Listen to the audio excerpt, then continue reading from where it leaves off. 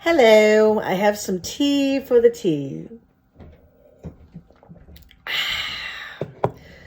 Today I'd like to talk about something that's been on my mind for a very long time, and it's especially been on my mind since the Netflix series came out around Thanksgiving.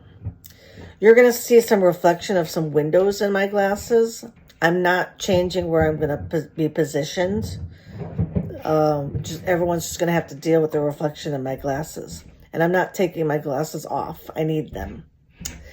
So, today I want to discuss one of the most haunting and perplexing cases in American true crime history. The tragic story of JonBenet Ramsey. Now, by the time she died in 1996, everyone in the world knew who she was. And it shocked everybody in the world. And it remains unsolved until this day, 28 years later. So I'm going to talk about JonBenet and the family. And then I'm going to talk about the case and different scenarios. And then later on, I'll give my opinions, and I'll talk about the Netflix series about my opinion about it. So anyway, JonBenet was born on August 6, 1990 in Atlanta, Georgia, to John and Patsy Ramsey. Her father, John Ramsey, was a successful businessman who co-founded Access Graphics. It was a computer distribution company that thrived in the growing tech industry in the 1990s. John's success in business allowed the family to enjoy an affluent lifestyle, eventually relocating to Boulder, Colorado. Now, I'm not sure if he was a billionaire, but he was definitely very successful. Very, very successful, and I think it happened pretty quickly. The company became popular very quickly. John Ramsey was previously married to his high school sweetheart, Diana, with whom he had 3 children, John Andrew, Elizabeth, who they called Beth, and Melinda. Tragically, in 1992, John's first wife, Diana, died of cancer, and that same year, his daughter, Beth, died in a car accident in Chicago, a devastating loss that profoundly impacted John and his family. This tragedy occurred just a few years before John married Patsy. And I'm not sure which death happened before the other. It doesn't matter. It's just either way all around. It's just terrible, terrible tragedy. Terrible. Patsy was a former beauty queen who won the title of Miss West Virginia in 1977. She shared a deep passion for pageantry and homemaking and decorating. It would later influence JonBenet's upbringing. The couple married in 1980 and welcomed their son Burke in 1987, followed by JonBenet in 1990. The Ramseys lived in a beautiful home in Boulder where they were well regarded in their community, and they often participated in charity events, especially those focused on children's issues. I originally did not know that. On December 25th, 1996, the Ramsey family celebrated Christmas at their friends Fleet White and Priscilla White at their house. 3 days before, on December 23rd, I believe the Ramseys had a Christmas party at their house. But on Christmas Day, they went to Fleet and Priscilla White's house. And the atmosphere was festive with gifts and cheer, and everything was lovely. And then they returned home, I think the Ramseys said between 9 and 10 p.m., and they claimed they went right to bed since they were traveling to Charlottesville, Michigan for a family reunion the next morning. John Ramsey was scheduled to be the co-pilot, and a friend or family member was going to be the pilot. And whether or not that was John Ramsey's private jet or if it was a family member's private jet, I'm not sure. However, things took a sinister turn on December 26th when Patsy Ramsey woke up to find a 3-page ransom note laid across the bottom of the spiral staircase. It said, "Listen carefully. We are a small foreign faction. We have your daughter in our possession." I believe possession and some words were misspelled. It said the ransom note was demanding $118,000 for the return of JonBenet. The note was unusually long, spanning over 2.5 pages, and contained many oddities, including references to the family's wealth, and the specific amount requested mirrored John Ramsey's recent Christmas bonus almost to the dime. The ransom note included peculiar language and references to movies. Leading investigators will believe it was crafted by someone with a specific intent or somebody that was an amateur. It contained phrases such as, "You have a 100% chance of getting your daughter back if you follow our instructions," which struck many as unusual. Had a lot of that language in there. The statistical language used in the note seemed clinical, resembling the way a cancer patient might discuss odds, further adding to the eerie nature of the communication. So John Ramsey's first wife had cancer, and Patsy also had cancer, and so that's one of the reasons why they were looking at the family, because of the language that was used. Some handwriting experts indicated that the note bore similarities to Patsy Ramsey's handwriting. The unique style, phrasing, and content raised suspicions that it may have been written by someone familiar with the family, leading to speculation that they were possibly involved. And additionally, the note suggested intimate knowledge of the family's dynamics, like knowing the bonus. And at one point it says you should be well rested and bring an attaché to the bank. And just very odd language. But it sounded like maybe the author of the note knew them personally. Around 5:52 a.m., Patsy calls 911, reporting her daughter missing and stating that a ransom note had been left. Patsy was breathing heavily. She's like, people even say she blundered. That she said, it sounded like she was going to say, we need an ambulance. But she doesn't say ambulance. She said, we have a kidnapping. And the dispatch is like, "You have a kidnapping?" And she's like breathing heavily. And she's like, yes, please hurry. And she's like, "Where are you?" And then Patsy gives the address. But the whole time the dispatcher's having a difficult time understanding her because Patsy's so frantic. Before the dispatcher gathers enough adequate information, Patsy hung up the phone, or so she thought. The dispatcher remained on the line, and it was later reported that she heard multiple voices in the background, including one that sounded like a child, even though the Ramseys claimed that Burke had never left his room that morning. This discrepancy raised further questions about the Ramseys' narrative and added to the suspicions surrounding their involvement. Adding to the mystery of the case, someone called 911 from the Ramsey home a few evenings prior. That night of the Ramsey Christmas party, someone called 911 in the evening, and I think that the police went, but no one would let them in the house or something like that. So it's still unknown who called and why on December 23rd. As police arrived, they began their investigation on the 26th, and the Ramseys were overwhelmed, and they began searching the house themselves. Friends and family were called to the home to support, creating a chaotic atmosphere. And during this time, several law enforcement officials arrived. I think that 2 might have came initially, and then they may have left at one point. But the focus was on the ransom note and the potential kidnapping. A woman named Linda Arndt was one of the first officers to arrive at the Ramsey house before the tragic discovery of JonBenet Ramsey's body. She was there for many, many hours. Her time in the house was marked by a series of significant events and observations that would later be scrutinized in the investigation.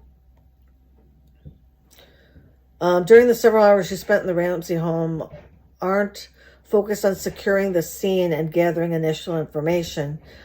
She noted that the demeanor of the Ramsey family, particularly John Ramsey, who appeared to be composed and cordial despite the distressing circumstances. She thought his behavior was unusual given the gravity of the situation. Linda Arndt was instructed to take notes of any behavior that sticks out. So it might be nitpicky to us that she's thinking is too calm, but I don't know, it stuck out to her at that moment. She noticed Patsy and John often were in separate rooms. Patsy was inconsolable and John was emotionless, yet pensive, like off in this constant stare. John checked his mail as if nothing happened, and Linda found this odd. The kidnapper in the ransom note made a statement that they would call the Ramseys between 8 a.m. and 10 a.m. with further instructions. And you know something? 10 a.m. came and went. No one in the house, not even the friends, not even the Ramseys, commented that the kidnapper did not call. Around 1 p.m., the situation intensified when Linda Arndt suggested that John Ramsey and the family friend Fleet White begin searching the house for clues. Fleet White had arrived at the Ramsey home early that morning and went down to the basement and checked the basement, including the wine cellar, where he found nothing amiss. I think he might have even been with John Ramsey, and they noticed a broken window, and John Ramsey said, "I broke that a while back, like maybe like 9 months prior, where he forgot his key." And they also saw a suitcase at the bottom of the window. But when they went to when Fleet checked the wine cellar, the light was off and there was no window, and so he couldn't see anything. So just walked on by. However, after Linda Arndt sent them to search, at 1 p.m., she sent Fleet White and John Ramsey to search the house. And it became even more surprising when JonBenet's body was discovered shortly after Linda Arndt instructed them to go look for something. It was like she instructed them to look for something. John Ramsey did a beeline to the basement within seconds, it seemed, to Fleet White. And I think that Fleet White thought it was odd because the timing of John entering the room, turning on the light, and going, "Oh my God," and then touching JonBenet was like, "Oh my God," like the timing was off. He might have even have said, "Oh my God," before the light turned on. And the whole time he's thinking, how did he know she was there? I just checked it earlier. How did I not see it? So he found that to be very odd. He expressed his confusion over this timing, and he's stating that it raised questions about how such a crucial piece of evidence could be overlooked during his initial search. After finding JonBenet, John carried her upstairs and laid her on the living room floor, and Patsy immediately rushed to her side. And in a heart-wrenching moment, Patsy laid on top of JonBenet, cradling her as she cried out in anguish. I believe the priest was also there, and she said something. She's like, "Raise my baby." She might have said something from the Bible. And they all prayed after they found JonBenet. And I think that while they were praying, John was kneeling got down to JonBenet's level, and then Linda Arndt was next to them. And John looks at Linda Arndt and says, "Is she dead?" And Linda Arndt says, "Yes." And Linda Arndt found this to be very peculiar, which we'll talk about later.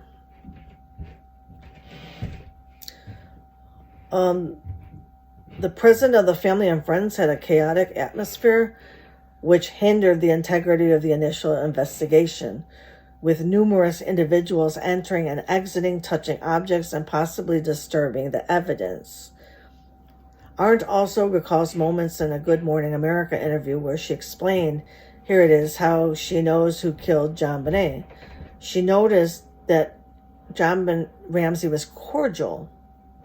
That's the way she explains it. And she sticks with that word, cordial. She claimed that she knew what happened when John Ramsey put her down by the Christmas tree. John laid down next to JonBenet and Linda Arndt laid down on the other side. And John Ramsey looks at Linda and asks if JonBenet was dead. And she said yes. And at that point, Linda claims that she knew what happened. And she remembers counting how many bullets she had left because she didn't know if everyone was going to make it out alive. Yes. So I don't know what she saw in him, but that was what she said on Good Morning America a few years later. Some of the key points regarding the alleged mishandling of the case by Arndt. So this is what people accuse Arndt, Linda Arndt, of doing. She was responsible for interviewing the Ramsey family and conducting the initial search of the home, and critics argue that she did not secure the crime scene adequately, allowing friends and family members to enter the house and potentially contaminate evidence. She asked for help from the Boulder Police Department, but there were limited resources due to the holiday. I guess nobody was working. And in a city with barely any homicides. I can't remember what the ratio was of homicides in Boulder, but it was like none. So she literally had no help. I guess she could have just raised her voice and kicked everybody out, but I don't know what the law is with that. I guess you can raise your voice and kick people out, right? It's an investigation. She had the failure to secure the scene. When the friends of the Ramseys, including Fleet White, were allowed to search the home, it raised questions about the preservation of evidence. Critics argue that this could have compromised the integrity of the investigation. The handling of the ransom note. There was debate over how the ransom note was treated as evidence, and some believe that the focus on the note and the ransom demand overshadowed the possibility of other lead suspects. That could be. Also, interrogation techniques. Arndt's methods during the initial interviews with Ramseys had also been criticized. Some believe that her approach may have been too sympathetic, which could have led to a lack of critical questioning. The focus was just on the family. In the aftermath of the case, it became apparent that the investigation shifted a significant focus onto the Ramsey family, which some argue may have detracted from exploring other potential leads, including the possibility of an intruder. There's a lot of media pressure. The case garnered immense media attention, and the pressure on law enforcement to resolve it quickly may have impacted the investigation's direction. Arndt, like many involved, faced challenges in navigating public and media scrutiny. Now, following the discovery of JonBenet's body, John and Patsy Ramsey immediately made plans, including flying to Atlanta, Georgia, for a trip. This decision raised eyebrows among the investigators and the public, as many questioned whether it was appropriate for the grieving parents to leave Boulder so soon after such a traumatic event. Critics viewed this as suspicious behavior, interpreting it as an indication that the Ramseys might have been trying to escape the scrutiny, there's that word again, of the investigation. John and Patsy Ramsey's behavior following the tragedy of their daughter JonBenet's murder became a focal point of the investigation. After JonBenet was found dead in their home on December 26, the couple's actions raised questions among law enforcement and the public. The Ramseys would avoid being interrogated by police. Get this. The Ramseys would avoid being interrogated by the police until April 1997, after a friend tells John Ramsey to lawyer up. I'm not saying you shouldn't lawyer up, but it took 5 months for the police to be able to question the Ramseys initially. My husband committed suicide. It's a long story, but they knew that I did not murder him by the evidence, but they still had to interrogate me anyway, even though I was not a suspect. It's just routine behavior that the police have to do. So for the Ramseys to just not talk to the police is quite narcissistic. Now, there was a suggestion of pineapple. One intriguing detail that emerged during the autopsy was the presence of pineapple in JonBenet's stomach at the time of her autopsy. The pineapple was found in a bowl in the Ramsey home, and it was suggested that JonBenet may have eaten it shortly before her death. This detail raised questions about the timeline of events on the night of the murder. Because it was found in her stomach, so of course she ate it. Of course they wouldn't know for sure what food it was, but they said the way that it was showing up on the autopsy looked almost identical to pineapple. So for the pineapple to be on the counter, it's like a no-brainer, right? She obviously ate it from the bowl. Some theorize that the pineapple could provide clues as to when she last was seen alive and what her state was before the tragic events unfolded. The pineapple helped contribute to the time of death, which they say was about 1 a.m. However, the significance of the pineapple has remained a point of contention, as no one could definitively establish who had given it to her or when it was consumed. However, the bowl of pineapple had both Patsy and Burke's fingerprints, and the bowl of pineapple and milk was left half-eaten.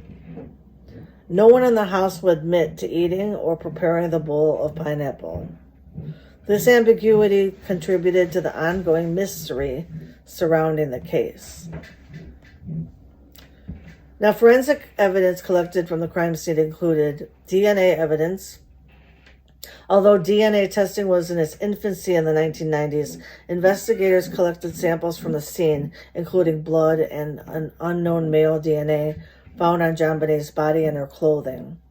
However, this DNA did not match any members of the Ramsey family, and the identity of the contributor has never been determined, even after 28 years, which complicates the investigation. Now, handwriting analysis was conducted on the ransom note, and some experts found similarities between Patsy Ramsey's handwriting on Christmas cards and the ransom note, which fueled speculations about her involvement. However, other analysts argue that the similarities were not definitive enough to implicate her conclusively. There was fibers and hair. Forensic experts collected fibers and hair samples from the scene, but the results were inconclusive. Some fibers match items from the Ramsey home, while others did not, leaving questions about whether they were linked to JonBenet's murder. Now remember, again, there was contamination of the scene. There were like 30 people in the house at one point, or close to it. The fibers could have come from anywhere.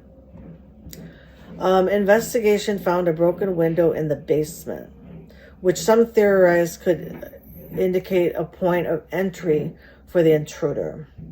However, no substantial evidence was found to support the theory of forced entry or the presence of an outsider. There was a boot print close to JonBenet's body and a handprint on the cellar door, which seemed to not be connected to anyone who lived in the house. Despite the evidence collected, the contamination of the crime scene significantly hampered investigators' ability to draw definitive conclusions. The lack of concrete leads, combined with chaotic initial responses, left many critical questions unanswered, contributing to the ongoing mystery surrounding JonBenet's death.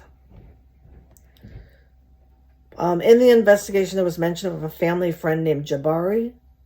Jabari? I don't know if I'm saying that right. A pediatrician who had provided medical care to JonBenet.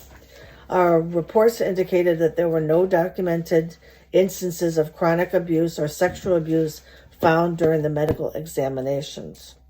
However, some discussions around the case have speculated about the possibility of past trauma, but there has been no definitive evidence presented to support claims of sexual abuse, or at least I don't think they can really declare it for sure. The medical examination conducted on JonBenet after her death revealed that she had suffered blunt force trauma and asphyxiation, but it did not conclusively indicate signs of sexual abuse. The autopsy report detailed her injuries, which included a fracture to her skull and a ligature mark around her neck, but it did not provide evidence that would suggest ongoing abuse. Now, throughout the investigation, both Patsy and John Ramsey displayed a noticeable defensiveness that may have stemmed from the intense media scrutiny, there's that word again, and public suspicion directed at them. They often felt they were being treated as suspects rather than grieving parents. John Ramsey, in particular, was vocal about his frustration with the investigation and the way the media portrayed his family. He repeatedly asserted their innocence and emphasized that they were victims of a horrific crime. Patsy's defensiveness was evident in her public appearances and interviews, where she constantly denied any involvement in her daughter's murder. She often expressed her deep love for JonBenet and her desire for justice. The couple's emotional state, combined with their insistence on their innocence, added to the public's perception of them as overly defensive, which further fueled not being interrogated by the police and not admitting that they ate pineapple and not saying that Burke was up. Just because Burke is up doesn't mean he did anything. So why lie? So this defensiveness and lying by omission or just not saying anything further fueled speculation about their potential involvement. There were indications that John Ramsey believed the case could be connected to his work or possibly related to a pedophile who may have targeted JonBenet through her involvement in the beauty pageants. It's possible. This line of thinking contributed to the complexity of the investigation as it opened up various avenues for inquiry regarding potential suspects. Almost immediately after JonBenet's body was discovered, the Ramseys hired attorneys, and this decision was seen as a precautionary measure given the high profile and sensitive nature of the case. Their legal counsel advised them on how to navigate interactions with the police, which included having their lawyers present during questioning. And the lawyers kept objecting to everything. I've seen almost every interview and deposition out there on YouTube, and they're contesting everything. And anytime the Ramseys were asked anything, the lawyer would step in and say, "Oh, you can't ask that," or something like that. Yeah, here it is. Restrictions on interrogation. The Ramseys' lawyers imposed certain constraints on the police. They insisted that any questioning of the couple could only occur if they were together and if their attorneys were present. This led to perceptions that they were being evasive or uncooperative with investigators. See? The Ramseys were advised to say as little as possible to avoid potential misinterpretations of their statements. This strategy was likely intended to protect their legal interests, but it also contributed to the perception they were withholding information. Such behavior is often interpreted by investigators as suspicious, especially in high-stake cases involving potential criminal activity. And the Ramseys had a lack of cooperation from the beginning. That's why they were underneath a microscope. Fleet White became a suspect in the case and was interrogated often. John Ramsey's best friend. and who was there and when John Ramsey discovered the body. So Fleet White becomes a suspect. And meanwhile, John Ramsey was avoiding the police. And Fleet White grew angry and ordered John to speak with the police. And John and Fleet White never spoke again. What is that? That does not look good to the outside. Throughout the investigation, the Ramseys maintained a presence in the media. Before they talked to the police, they talked to CNN. They avoided the police, but then they'd do all these interviews. They did at least 2 interviews on television before they talked to the police. So anyway, the Ramseys maintain a presence in the media, often expressing their grief while also asserting their innocence. I think they took out like a $100,000 reward if anybody knew anything about JonBenet's death. And there was also a funny part where whenever Patsy would open her mouth, John would look at her like, oh my God, what's she going to say? And there's a part where, and I'm not lying about this, I'm not hyperbolizing this because it's on YouTube. It's blatant. There's an interview, not the one where she's really drugged up, but the other one where there's the $100,000 reward. Patsy said, I think there's 2 people that knew what happened. And John Ramsey looks at Patsy like, oh my God, is she going to blow the cover? And she says, one is the killer, and the second one is the person that the killer confided in. And you should see the look on John Ramsey's face. It was just precious. You go ahead, look on YouTube. It's there.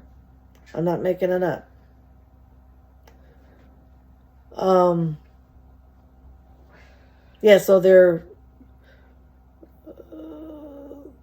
Ramseys' need to control the narrative was a red flag for everyone. Investigators and just people that were just watching the television. JonBenet participated in the child beauty pageants. I remember when the investigation was very early on. It was only like going on for a few days, and all of a sudden there's a tabloid or they flash of JonBenet made up looking like an adult with her hair and her makeup and her pageantry clothes, and I was just like, wow, something's not right here. I couldn't lay my finger on it exactly, but something was just off about that. So JonBenet quickly regained recognition for her talent before she died. And then after she died, it just struck a red flag for many people. So anyway, she won many titles within a year. She won Little Miss Colorado in 1995. She won America's Royal Miss in 1996. She also won Colorado State All-Star Kids Cover Girl in 1996 and National Tiny Miss Beauty in 1996. And I think that was like shortly before she died. These achievements not only displayed her vibrant personality, but also drew media attention to the Ramsey family. When the media got a hold of these pageant photos, every day JonBenet's face in full makeup would be seen everywhere. It's true. This made this case even more bizarre. From the outset, the investigation was marked by significant division among the police regarding the potential involvement of the Ramsey family versus the intruder theory. Some investigators began to suspect that the Ramseys were involved in JonBenet's death, while others believed that the outsider had committed the crime. The division created tension within the Boulder Police Department and complicated the investigation further. Now, there was a detective, Steve Thomas, who was the original investigator on the case. He became a vocal critic of the handling of the investigation. He believed that the evidence pointed toward the Ramseys, particularly focusing on what he termed the bedwetting theory. Thomas suggested that JonBenet had been having issues with bedwetting, which may have led to an accidental confrontation, more than a confrontation, between Patsy and JonBenet, resulting in her death. He theorized that the family then staged the scene to cover up the incident. This perspective created a significant amount of controversy, as many felt it was speculative and lacked direct evidence. To me, it's ridiculous. It's a ridiculous theory. And I think that that was one of the things that made people really turned off about the Boulder police, was because Steve Thomas and a group of them were pushing for this bedwetting theory, and they thought that this bedwetting theory and the Ramsey note combined was enough to convict Patsy Ramsey of killing JonBenet. And so that was, it really put a damper on the investigation moving forward. On the other side of the spectrum, there was Lou Smith, a former detective who was brought in to assist the case. Smith was a strong advocate for the intruder theory and believed that an unknown assailant had entered the Ramsey home and killed JonBenet. He focused on the evidence that suggested a break-in may have occurred and believed that the crime was premeditated. Smith's perspective was rooted in the idea that the crime scene suggested a high level of planning and that the perpetrator likely had knowledge of the Ramsey family's routines and also of their home. That's a big part of the case, is that they think that, investigators think that whoever the killer was must have known the layout of their home. Intruder, Ramsey's, whoever it was. The contrasting views of Thomas and Smith reflected the broader divisions within the Boulder Police Department. It was like equally divided. Bedwetting theory, intruder theory. It contributed to a lot of confusion and mishandling of the case.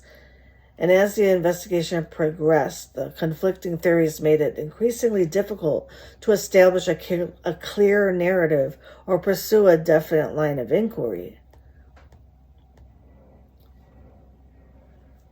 Now, Burke Ramsey, JonBenet's older brother, also became a focal point of the investigation.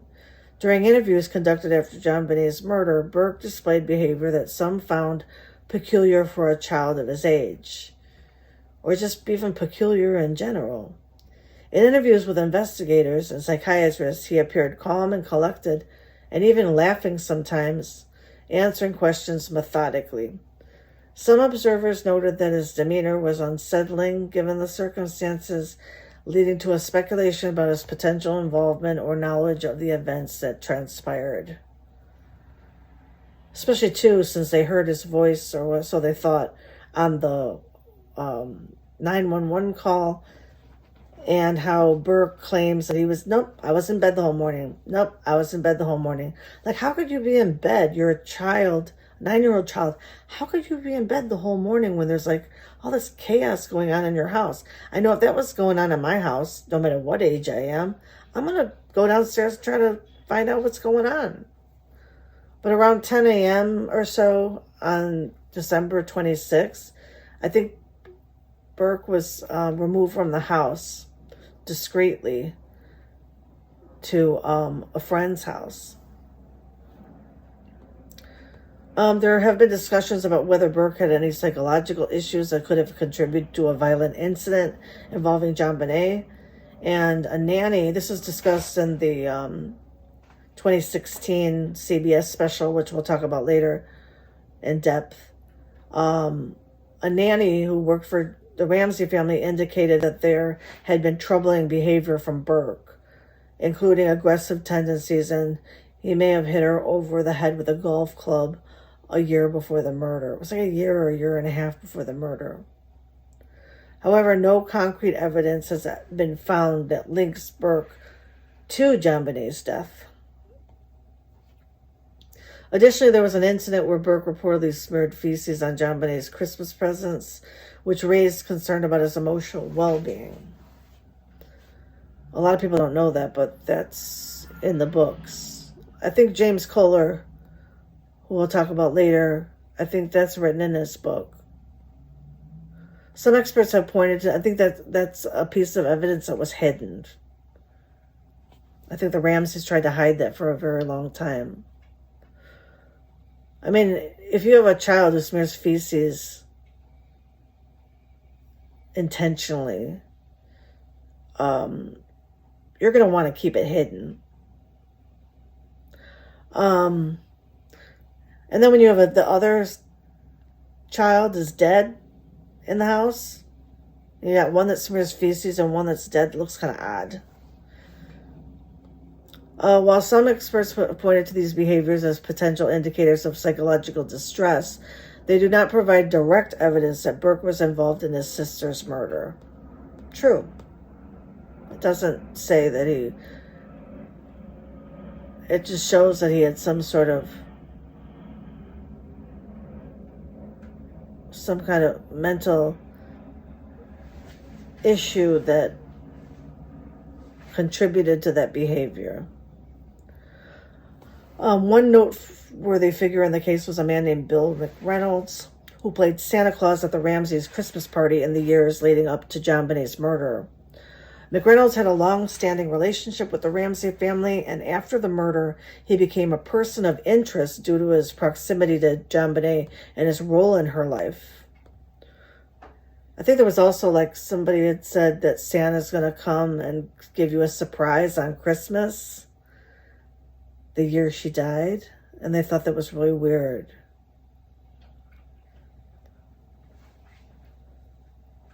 But investigators ultimately cleared McReynolds as a suspect after extensive questioning and the background checks. His alibi was corroborated, and there was no evidence linking him to the crime. Despite the initial suspicions, he was deemed not to have any involvement in JonBenet's murder. This incident raised questions about the possibility of an intruder.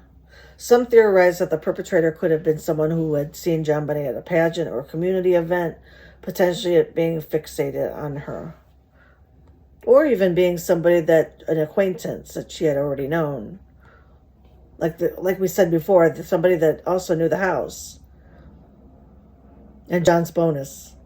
However, despite extensive investigations into various leads and potential suspects, no definitive connections have been established to identify such individuals, meaning there was no evidence to tie anybody to the crime, no matter how much they tried and looked as many places as they could. That's what they say. Over the years, several other potential suspects have emerged in the John Ramsey case. This is just a few. It's not everyone, or else we'd be here all day. Gary Oliva, a convicted sex offender. Oliva was arrested in the area around the time of JonBenet's murder.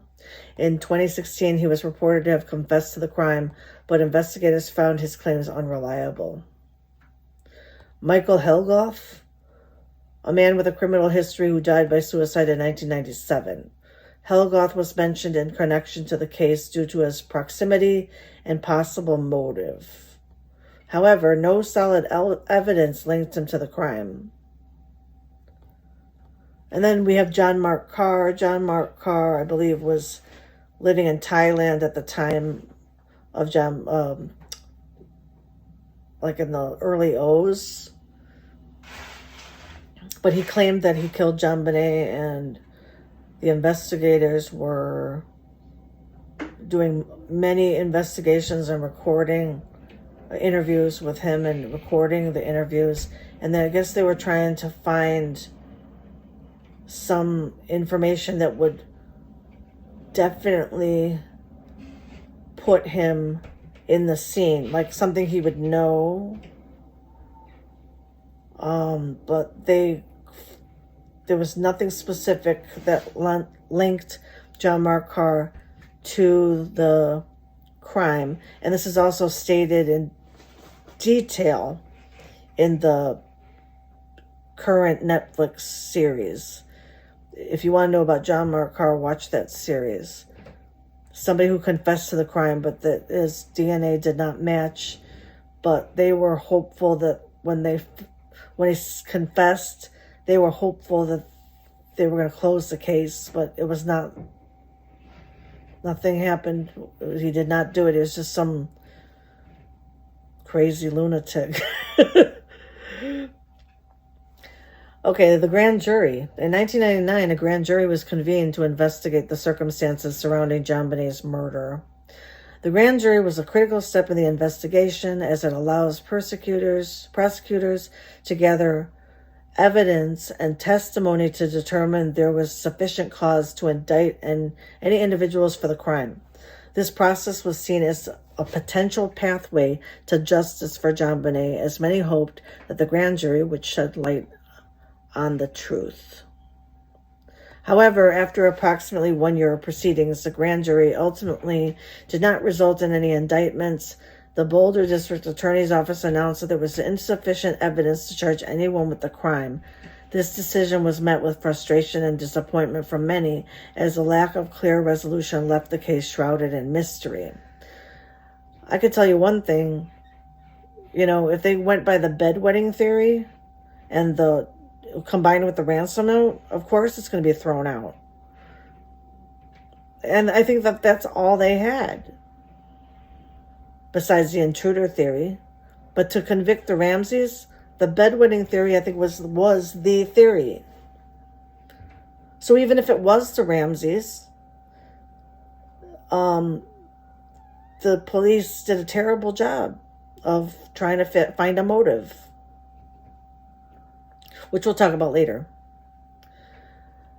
How much later? This video is already 50 minutes long.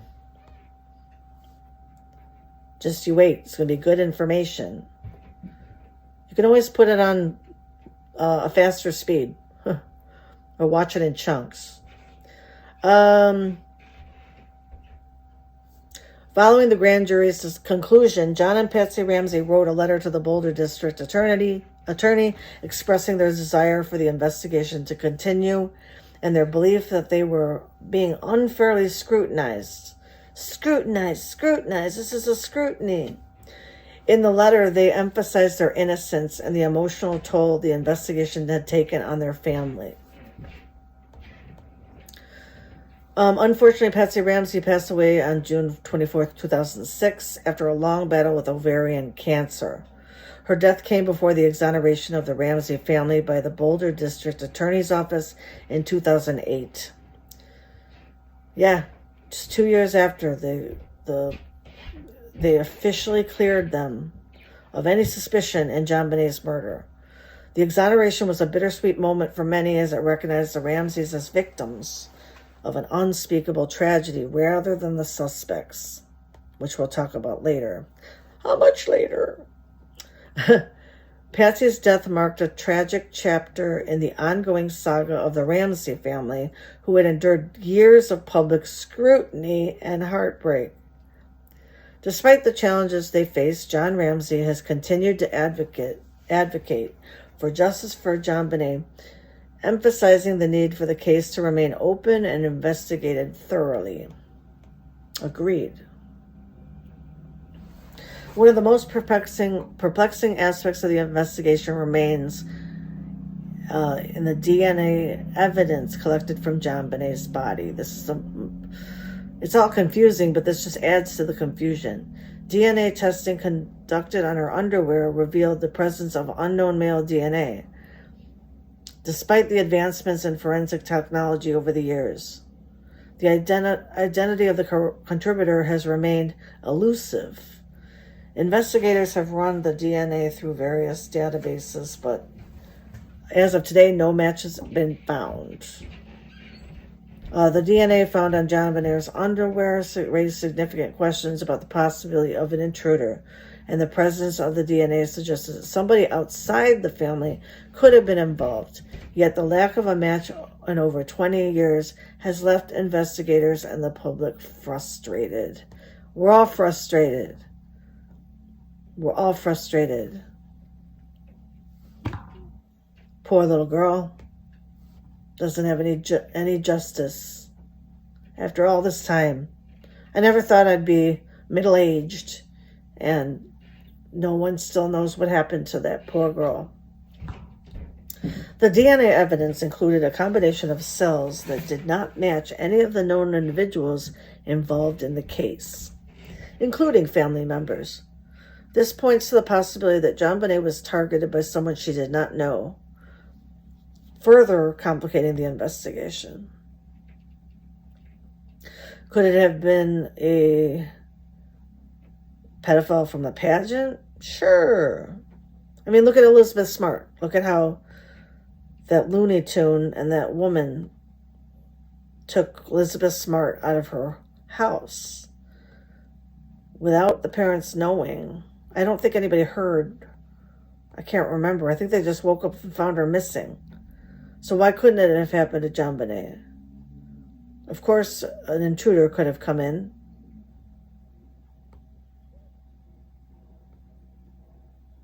Okay, now in 2012, a man by the name of James Kohler, a retired detective who had worked on the case, reopened the investigation with a new perspective. I think he was hired to reopen the case because he had had success with other cold cases. Isn't that the way it works? I think that's the case. Pardon the pun. He published a book titled Foreign Faction. Who really kidnapped JonBenet? I think that title might be wrong.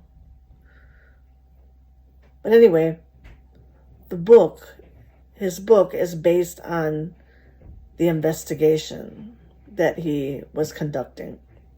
I read the book. So it presented his theories about the case, including the concept of an intruder being responsible for JonBenet's murder. Kohler's findings reignited public interest in the case and led to renewed scrutiny of the evidence. In 2016, Kohler's... Let's see if this is... Okay. In 2016, CBS aired that documentary series titled The Case of JonBenet Ramsey, which was heavily influenced on Kohler's work, and the book Foreign Faction was based completely on the book. I've seen both. The series revisited the evidence and theories surrounding the case, bringing in a team of experts, including former law enforcement officials, forensic specialists, and psychologists, and they aimed to analyze the collected evidence using modern forensic technology, which was not available during the original investigation. If you've seen the series, I'm not saying you should, but if you watch the series, in the series, they bring back the dispatcher from 1996, the woman who actually talked to Patsy Ramsey. They interviewed her. They interviewed Steve Thomas. They couldn't interview Fleet and Priscilla White. They did not want to go for an interview. And the DNA, the forensic team was all the same. And then they brought on some investigators with fresh eyes as well. And the documentary included a thorough recreation of the Ramsey home, just parts of it, to test various theories and evidence. Experts examined the ransom note, forensic findings were re-examined, and the layout of the house to better understand the circumstances of JonBenet's murder. They retested DNA and other physical evidence using advancements in forensic science, hoping to uncover new leads. I think, recreated the window. Like the intruder theory said that Lou Smith thought that the intruder came in through the grill that led to the basement, and there was a cracked window that they claimed that John Ramsey broke to get into the house because he didn't have his key. And this was like years or months earlier. And there's a big cobweb. And so the CBS special pretty much debunked that the intruder came through the window because the cobweb would have been disturbed. I think they did the experiment many, many times, and each time the cobweb would fall off. So Lou Smith's theory of the intruder coming through the window is debunked. But the intruder could have came through the door, right?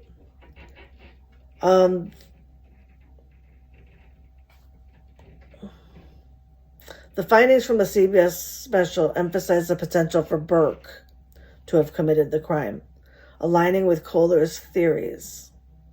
Again, he took the process of elimination and decided it was Burke. Despite the renewed interest in the investigation and the new findings, no specific suspects were named,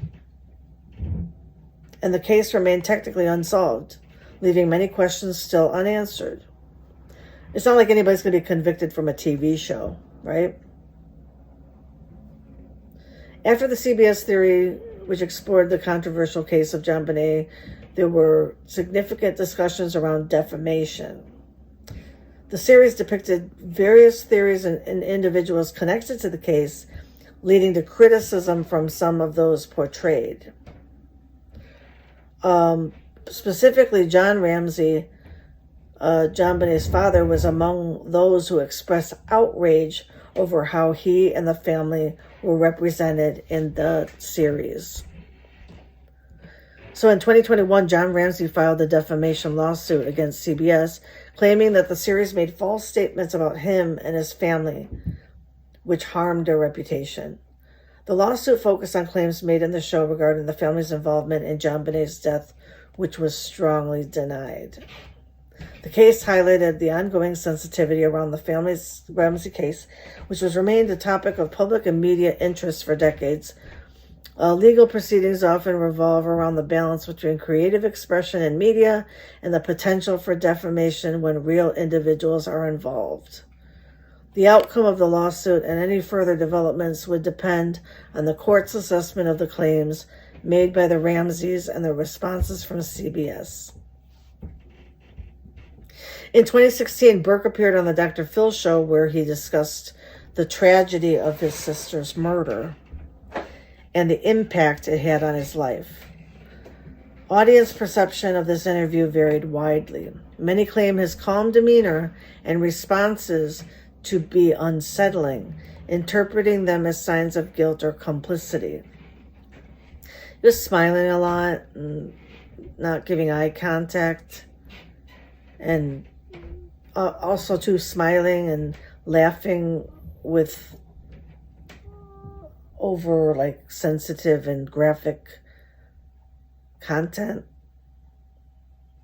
And many people think that was weird. I thought it was very weird.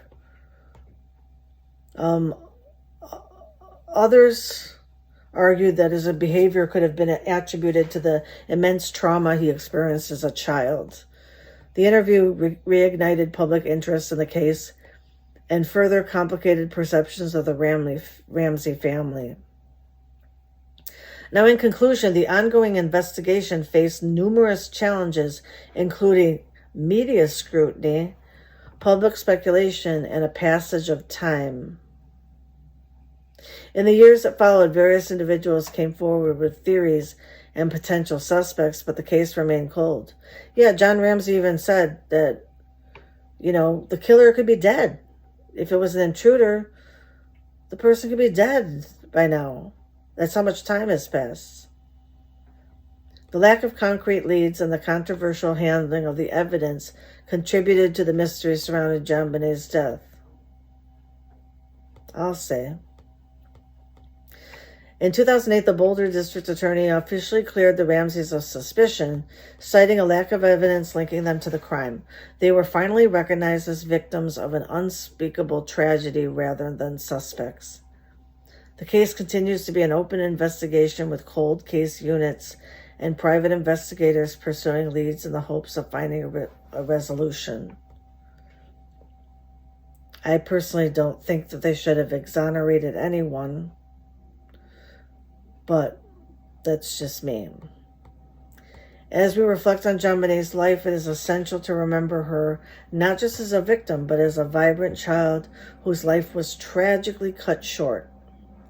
The quest for justice surrounding her case remains ongoing, and it serves as a poignant reminder that the importance of protecting our children and seeking truth in the face of adversity.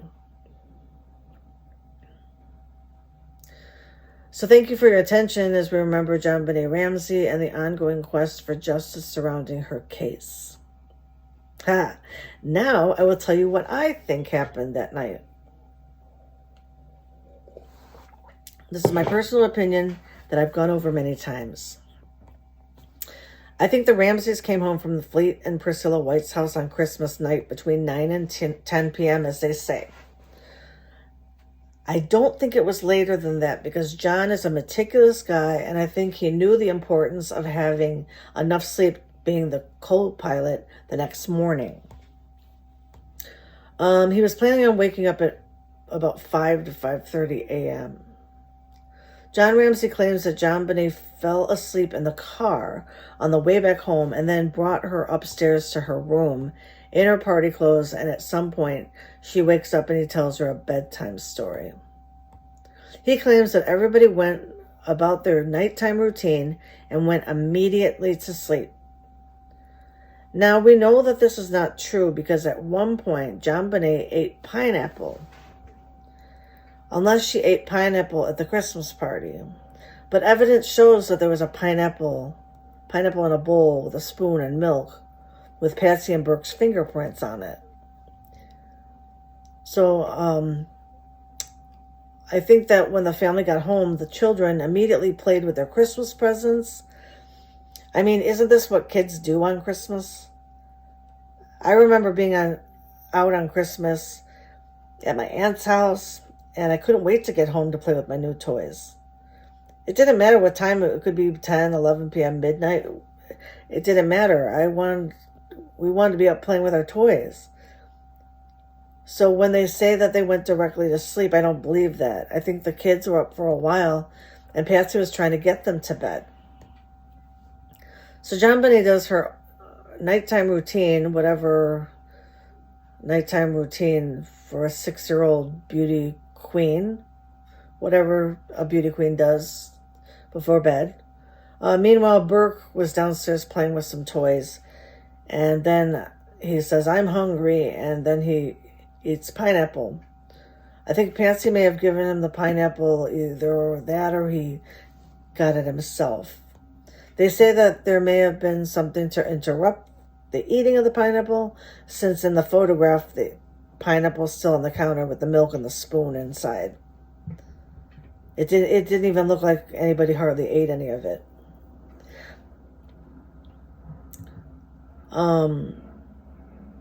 Investigators think that JonBenet ate a piece of pineapple and Burke got mad and then killed her. This is what a lot of people think. I think this is the stupidest theory.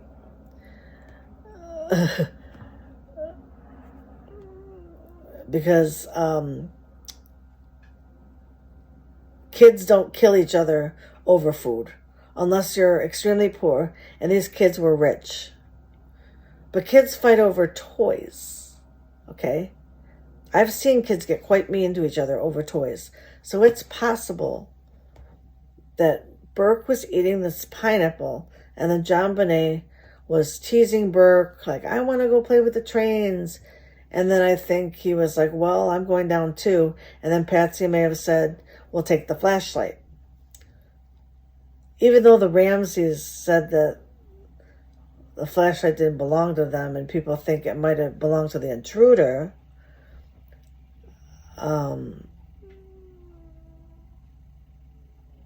because it didn't belong to the police. I think it was the Ramsey's flashlight. JonBenet begins to run downstairs, followed by Burke with the flashlight at one point. JonBenet starts to play with the trains, and Burke gets mad. He tells her to stop playing with her trains. She plays with the trains anyway, and at one point he hits her over the head with the flashlight. Burke didn't intend to kill her. It was just in the fit of rage at the moment. Since kids can be impulsive. Burke sees her laying there. She may have even had a seizure. He keeps trying to get her up. He sticks train tracks in her neck to see if she would wake up. Or that could have been her falling on the train track. I don't know. But anyway, the train track marks could have been from Burke poking her with a train track. Because the train track, the spokes on the train track fit identically to the ones on her neck. And this is also in the Foreign Faction book and the CBS special, which I don't think you can buy anymore, because I think that after the defamation suit, I think the Ramseys wanted all the CBS specials to be unavailable. But you can still find some on YouTube, just like everything else. So I think it may have been a good 20 minutes that JonBenet was down there unconscious, and Patsy comes down and sees that JonBenet is unconscious and bleeding slightly from her head. And then she's frantic and doesn't know what to do. Knowing Burke's history, I think they tried to revive her with no luck. And so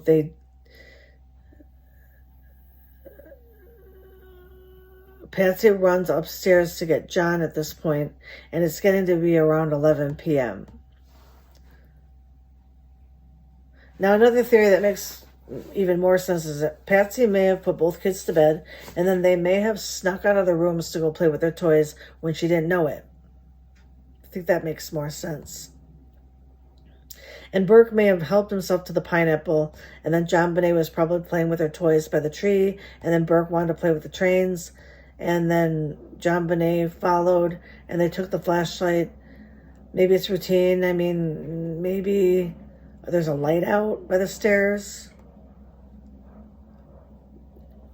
I could see Patsy or, a mom saying, take that flashlight. And so maybe it was ingrained that they should take the flashlight.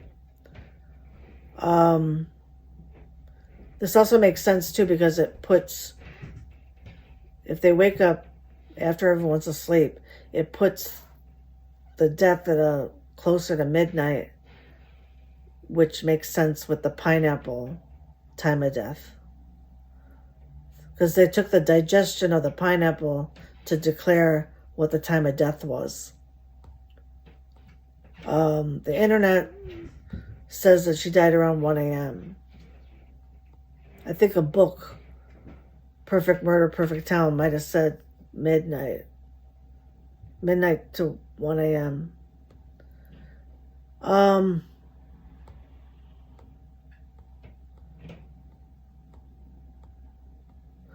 So I think that around midnight, Patsy and John come down the stairs to the basement, and Patsy may have realized that the kids snuck out of bed and were looking for them and found them in the basement. I think she noticed JonBenet was unconscious, and then she got John. Why they didn't call the police, no one knows. Maybe they were afraid they were going to have a vegetable daughter. I mean, you're not going to be a beauty queen and a vegetable.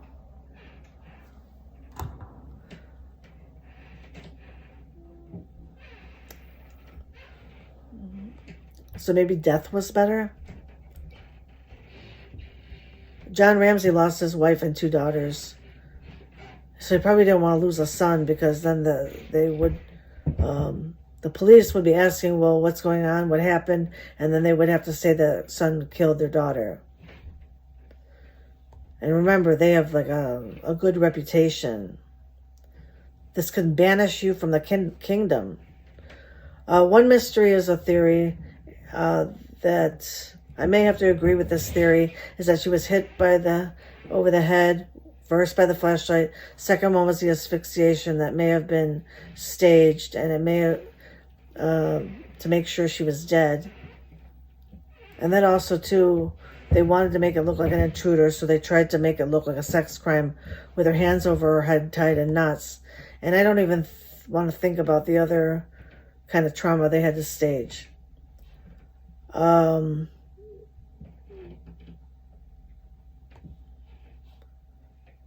They said that John Ramsey knew most likely how to make a garrote. And it looks too sophisticated for a 9-year-old Burke to make it himself. The stick to make the garrote was partially the paintbrush that was found in the basement and part of the Ramsey's art supplies. I think after JonBenet was dead and they decided to stage the scene to make it look like an intruder, they for some reason wanted to write a ransom note just to make it more complicated, and it became more complicated. But I don't understand why the ransom note was obviously on Patsy's notepad. I do think that Patsy wrote the note if it wasn't not an intruder. I think that the note is the strongest piece of evidence, because it doesn't make sense for an intruder to write the note. An intruder wouldn't, right? An intruder would just come in and sexually assault, kill, whatever they need to do, and then leave as soon as possible. To write a 20-minute ransom note? The CBS special with James Clover that I was telling you about, that's one thing that they did, was they took 8 investigators and they all wrote the ransom note as fast as they clearly could to see how long it took to write the ransom note, and they came up with an average time of 20 minutes. I hate writing letters, and I couldn't imagine wanting to write a letter for 20 minutes. I think where the police went wrong, one of the biggest blunders, was that Steve Thomas, and I don't blame him for looking at the Ramseys initially, because they were acting strange and were not cooperating with the police. And I understand his frustration, but the bedwetting theory was so ridiculous. And I really do think that that put a damper on the investigation, as stated before.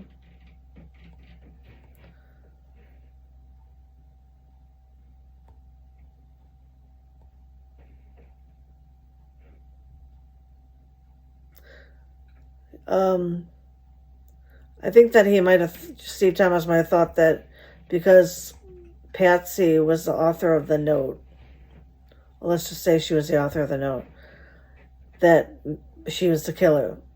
But even if she wrote the note, it doesn't necessarily tie her personally to JonBenet's death, in my opinion. So I think that after they staged the crime, they wrote the note. By this time, it was sometime most likely in the middle of the night, which could explain why the neighbor saw the light in the kitchen. Some may have been writing somebody must have been writing the ransom note. So people say that Patsy Ramsey was in the same clothes on December 26th that she wore on December 25th at the Christmas party, and many people say that this is odd behavior for Patsy being a previous beauty queen. I think it's odd too. I don't think it's doesn't necessarily link her to the murder, but I think it's odd. Was she up all night? That's what makes me think. So Patsy got up when John did, and John went to the shower while Patsy went to the spiral staircase to make coffee, like she stated in interviews. And then she saw the ransom note. They see that it's a letter about kidnapping JonBenet, so then they go to JonBenet's room, and she's not there, and then they look around the house for her. They don't see her anywhere. They discuss that the ransom note, and they start to panic. And luckily, Burke is still in his own room sleeping.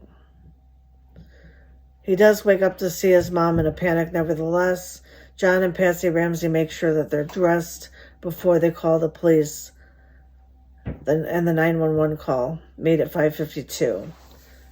And Patsy does not hang up the phone all the way. When CBS did their special in 2016, with the current technology they had back then, they claimed that when Patsy hung up the phone partially, they heard a voice that sounded like John saying, "What did you do?" And then a voice that sounded like Patsy saying, "Help me, Jesus." And then it sounded like a child saying, "Well, what did you find?"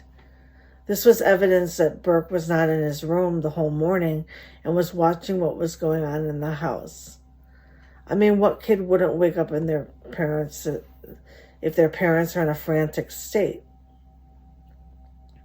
When the police came to investigate the house and saw their friends around, that was for emotional support. But I think it was also to purposely create chaos, a distraction away from the Ramseys. So I think that's why they called their friends over.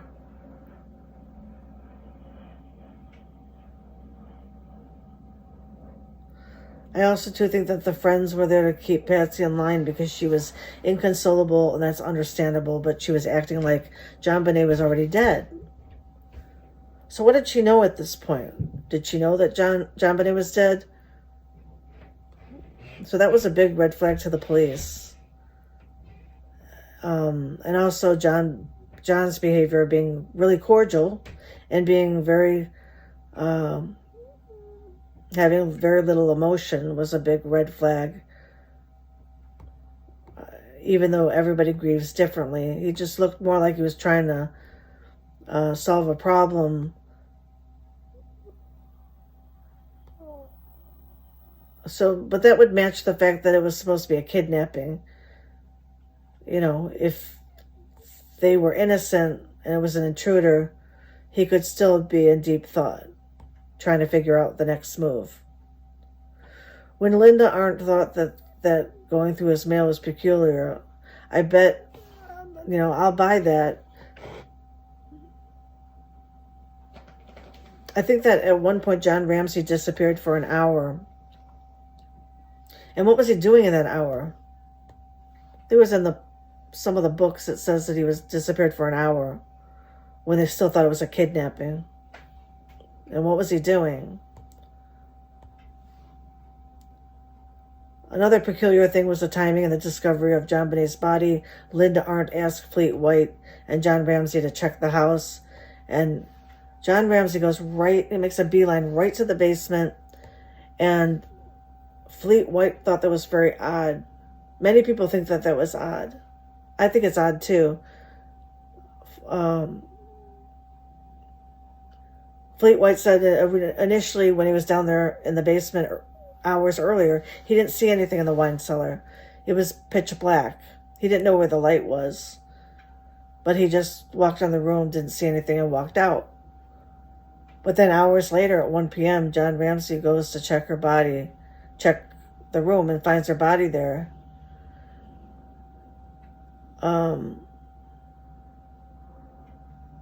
So I think that John Ramsey may have at one point moved her body to that room or staged the scene while everyone was upstairs. I do think that's risky, but it's possible since this case is so odd. I wouldn't put anything past anybody. John Ramsey also contaminated JonBenet's body as he ran up the stairs. There was Christmas garland and other fibers from Patsy and John were on JonBenet's clothing. So the crime scene was contaminated. I mean, who knew that it would be a kidnapping, but then would end up to be a murder, and the body would be found in the house? Linda Arndt thinks that John Ramsey was a killer of JonBenet. Evidently, it is possible that he could have been the killer. Maybe there was ongoing abuse, and JonBenet was going to tell somebody, and that maybe he killed her. But because of that, I don't think that that's the case.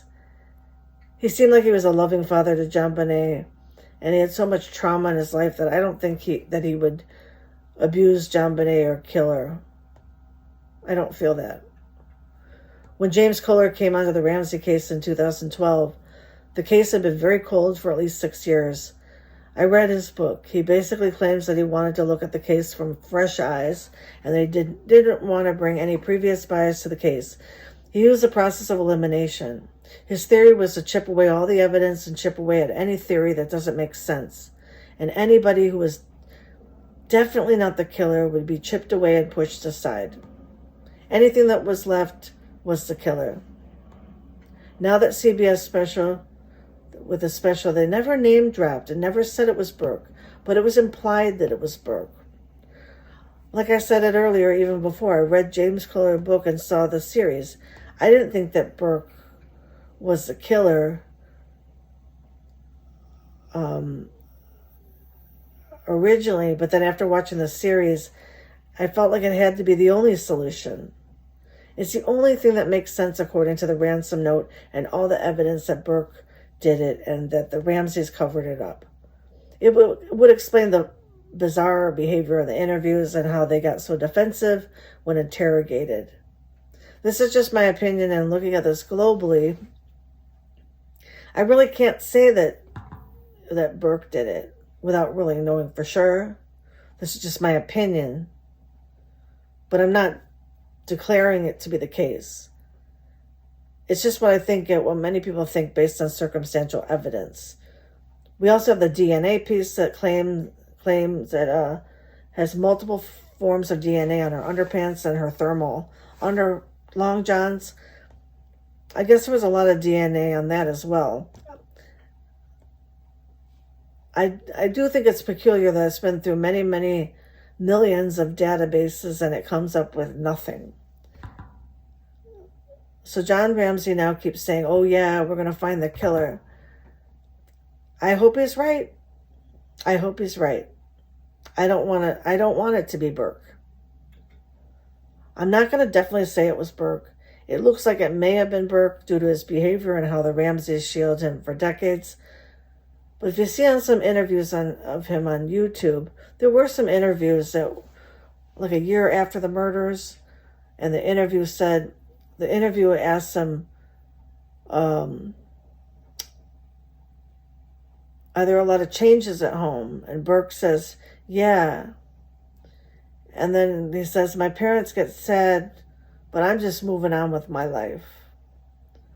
He was joking around a lot, like he didn't miss JonBenet or didn't care or treated the situation lightly. I'm not saying that he didn't, but he had peculiar responses. Another interviewer at one time showed Burke a picture of the pineapple, and Burke went silent and was really embarrassed and could not admit that he ate pineapple. He refused to talk about the pineapple, so that's extremely odd. In the first interview, the interrogator asked, what do you think happened to JonBenet? And meanwhile, he's rolling some sort of toy along the back of his head, and he said, somebody must have taken her down to the basement and does that action, like a hit over the head. Now that's kind of odd. That's telling. But it doesn't give us enough to say that, yeah, aha, Burke did it. The new Netflix series that just came out was left with a lot of details that I just told you. But a lot of stuff was left out. And that's because John Ramsey does not tolerate any information that may point toward the Ramseys. So he included things that put him and his family in a positive light only. And anything that he didn't think was positive, he left it out. It's his prerogative.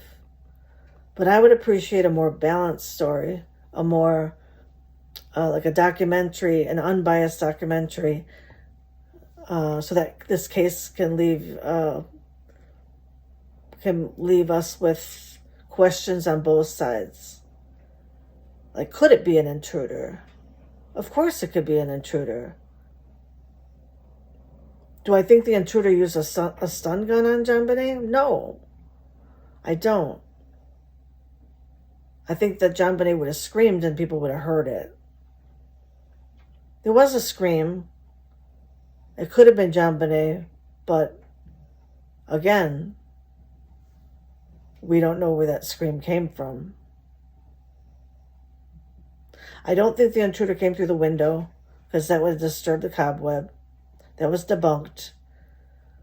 I think they came in through a door. Because remember, the alarm was not set, and the intruder may have been in the house for a couple days. Do I think the intruder wrote the ransom note? I guess it's possible, but the ransom note makes sense if it's a kidnapping, but it doesn't make sense if it's turned into a murder. Unless the intruder wrote the ransom note thinking that he was going to kidnap JB and then decided to, well, I'll just sexually assault her and then fled. That would be the only thing that would make sense if it was an intruder, in my opinion. Intention of kidnapping, but then killed her and then fled. I mean, who knows? Could have been an intruder that JonBenet knew, and she said, I know you, and was going to tell her parents, and then decided to kill her and flee. I guess it's possible.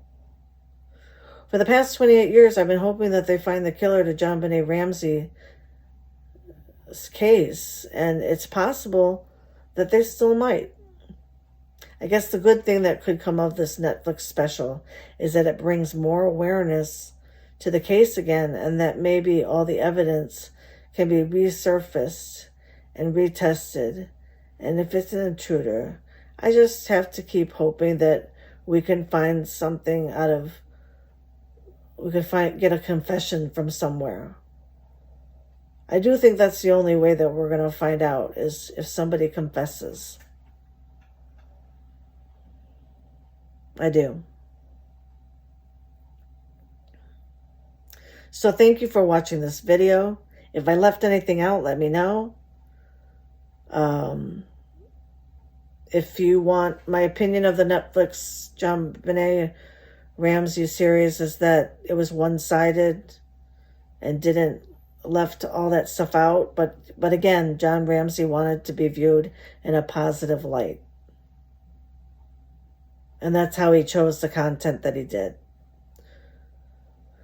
So thank you for watching this very long video.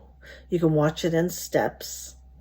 Congratulations if you got to the whole thing. And you can leave your comments in the chat. Thanks.